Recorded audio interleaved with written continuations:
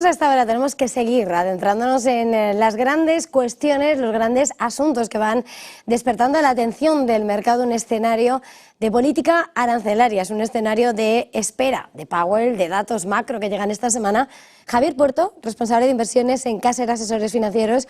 Muy buenos días, Javier. Hola, Eva, buenos días. Bueno, Trump y sus aranceles, lo decía ya en campaña, se van escribiendo.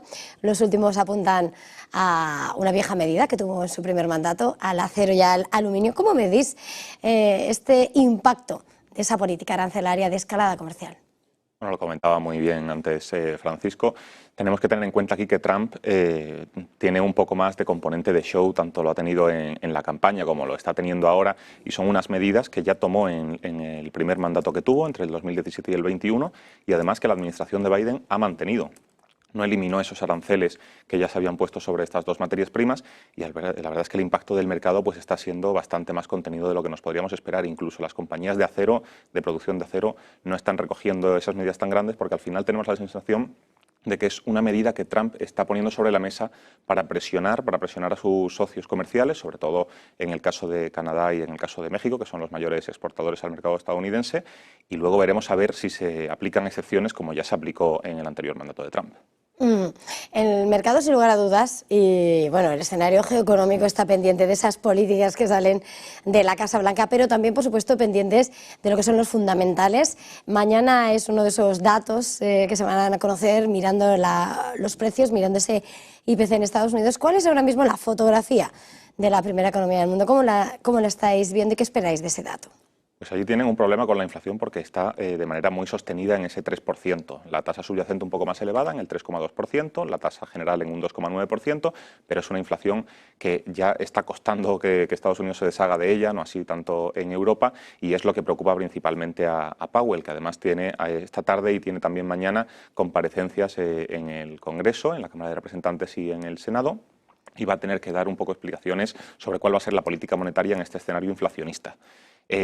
Bueno, si nos creemos lo que hemos ido escuchando de Powell, pues va a ser un mensaje muy cauteloso, va a tener este enfoque de esperar y ver sobre todas las medidas que pueda tener Trump, porque está muy relacionado a lo que ocurre en la Casa Blanca con lo que ocurre en materia de política monetaria, y el dato de inflación va a pillar justo en medio de estas comparecencias y va a ser muy relevante, sobre todo si diese datos un poco mayor de lo previsto. Eso sí que generaría un problema. Estamos viendo ahora como en los tramos más largos de la curva, en el bono estadounidense, pues está una rentabilidad, unas tires muy controladas y no está habiendo grandes impactos en precio. Sería de otra manera si la inflación se descontrolase. Pero lo que estamos viendo aquí es que lo más probable es que veamos una bajada o dos bajadas de tipos para Estados Unidos este año, que tenemos que recordar que si de verdad se producen dos bajadas, que ya es el escenario más optimista de los analistas, sería la mitad de lo que pensábamos hace tan solo 5 meses. Entonces tiene mucho impacto todo esto de la inflación porque es lo que da alas a Powell a mantener los tipos altos. Tiene un buen crecimiento, la tasa de desempleo se redujo 1/10 el viernes pasado,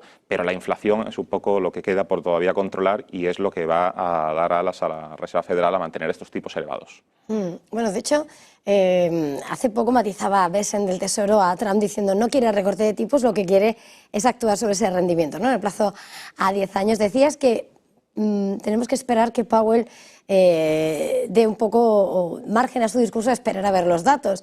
Pero veíamos como en las actas de la reunión de la FED de diciembre hablaba del impacto de unas políticas, sin poner el nombre de Trump.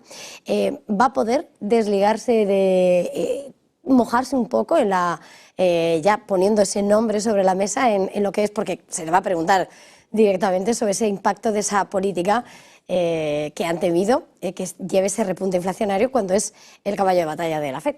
Claro, al final lo más interesante de estas comparecencias semestrales de Powell son las preguntas que le hacen después, no el discurso, que ya podemos anticipar un poco que será esa cautela y bueno, pues ese discurso que siempre nos da de que tiene que esperar a los datos.